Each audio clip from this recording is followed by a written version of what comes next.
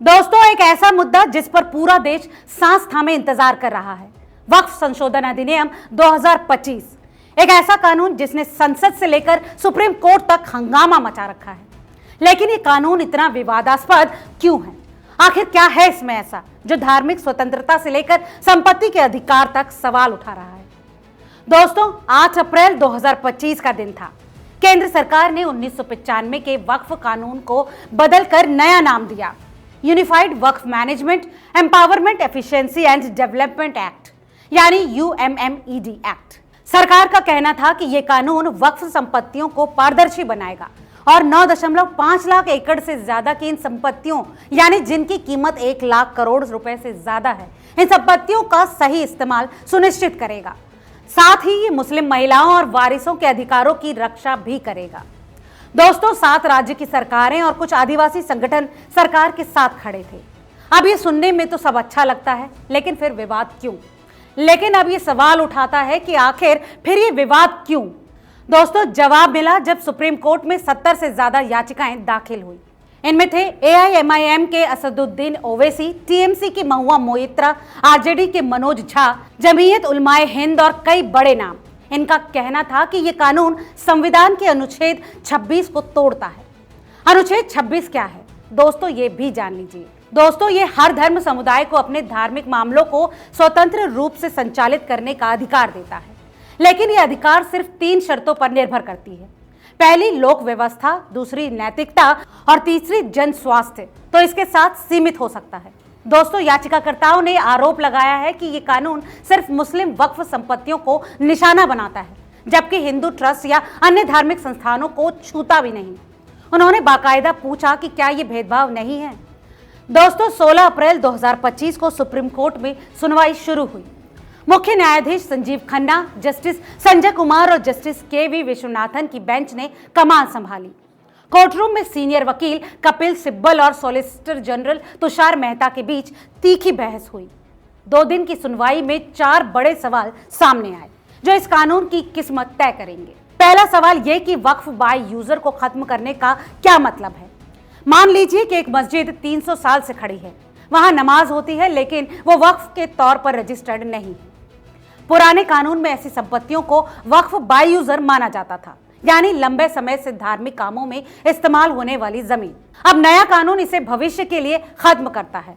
अब सिर्फ रजिस्टर्ड संपत्तियां ही वक्फ होंगी। अगर जमीन पर विवाद हो या सरकार कहे कि ये उसकी है, तो वो वक्फ नहीं मानी जाएगी। ऐसा इसलिए क्योंकि सरकार का ये कहना है कि वक्फ के नाम पर गलत दावे बढ़ रहे हैं। जैसे बिहार के गांव या कर्नाटक में 15,000 एकड़ जमीन को रातों रात वक्फ बताया गया। लेकिन याचिकाकर्ताओं ने पूछा कि 14वीं और 16वीं सदी की मस्जिदों के पास दस्तावेज कहां होंगे? क्या उनका हक छिन जाएगा? कपिल सिब्बल ने 2019 के अयोध्या फैसले का हवाला दिया, जहां सुप्रीम कोर्ट ने वक्फ बाय यूजर को मान्यता दी थी। सीजे खन्ना ने भी सवाल उठाया, 300 साल पुरानी संपत्ति को रजिस्टर्ड कैसे करेंगे? इसके साथ ही जेन्युइन केसेस का क्या होगा?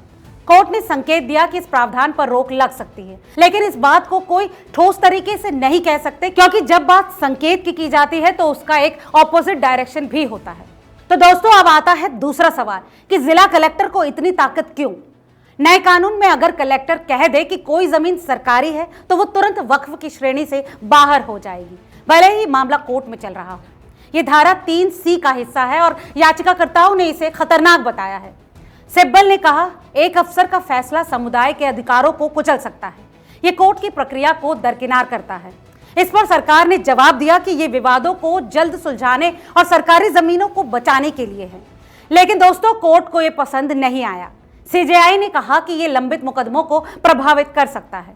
कोर्ट ने शक्ति पर अंतरिम रोक के संकेत दिए। दोस्तों, यहां मैं एक बार फिर से याद दिला दूं कि ये महज एक संकेत है। अगर सरकार पक्ष इसकी कोई मिसाल पेश करता है तो मामला पक्ष में जा सकता है इस सवाल पर। अब आते हैं तीसरे सवाल पर, वक्फ बोर्ड में आखिर गैर मुस्लिमों की नियुक्ति क्यों? दोस्तों, नया कानून वक्फ बोर्ड और सेंट्रल वक्फ काउंसिल में गैर मुस्लिमों को शामिल करने की इजाजत देता है। याचिकाकर्ताओं ने इसे अनुच्छेद 26 का उल्लंघन बताया, जो धार्मिक समुदायों को अपने मामलों को संभालने का अधिकार देता है। सिब्बल ने पूछा कि बाहरी लोग धार्मिक संस्थान कैसे चलाएंगे। इस पर ओवैसी ने कहा, हिंदू ट्रस्टों में ऐसी व्यवस्था क्यों नहीं? इस पर सरकार ने सफाई दी कि ये नियुक्तियां सिर्फ प्रशासनिक होंगी, धार्मिक मामलों में नहीं। उन्होंने वादा किया कि 5 मई की अगली सुनवाई तक ऐसा कोई नियुक्ति नहीं होगी। लेकिन सीजेआई ने तीखा सवाल किया, क्या आप मुस्लिमों को हिंदू धार्मिक ट्रस्टों में शामिल करेंगे? दोस्तों, तुषार मेहता ने माना कि ऐसी नियुक्तियां रद्द हो सकती हैं। कोर्ट ने इस पर रोक लगाने का इशारा किया। अब बारी आती है चौथे सवाल की, लिमिटेशन एक्ट वक्फ पर क्यों लागू?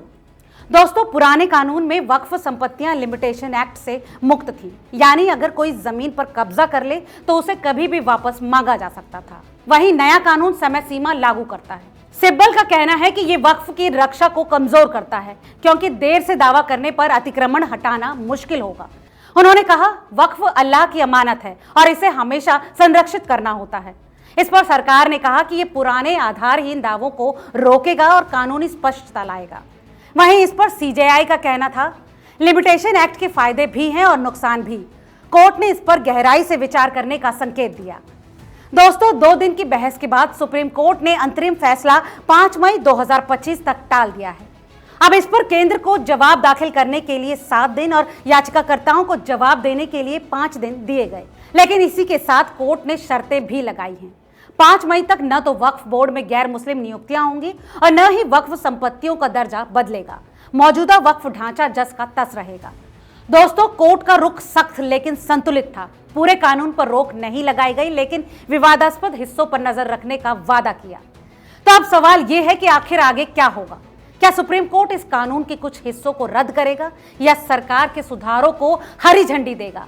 4 बड़े मुद्दे, यानी वक्फ बाय यूजर, कलेक्टर की शक्तियां, गैर मुस्लिम नियुक्तियां और लिमिटेशन एक्ट इस कहानी की दिशा तय करेंगे। दोस्तों, ये सिर्फ एक कानूनी लड़ाई नहीं है, ये धार्मिक स्वतंत्रता और प्रशासनिक सुधार, परंपरा और पारदर्शिता के बीच की रेखा है। 5 मई की सुनवाई तक दोनों पक्ष तैयारियों में जुटे हैं, लेकिन एक बात तो पक्की है कि सुप्रीम कोर्ट का फैसला कोर्टरूम से बहुत आगे तक गूंजेगा और भारत के धार्मिक और सामाजिक परिदृश्य को लंबे समय तक प्रभावित करेगा। तो दोस्तों, ये थी अभी तक की पूरी कहानी जो हमने आपको दोनों पक्षों को लेकर बताई।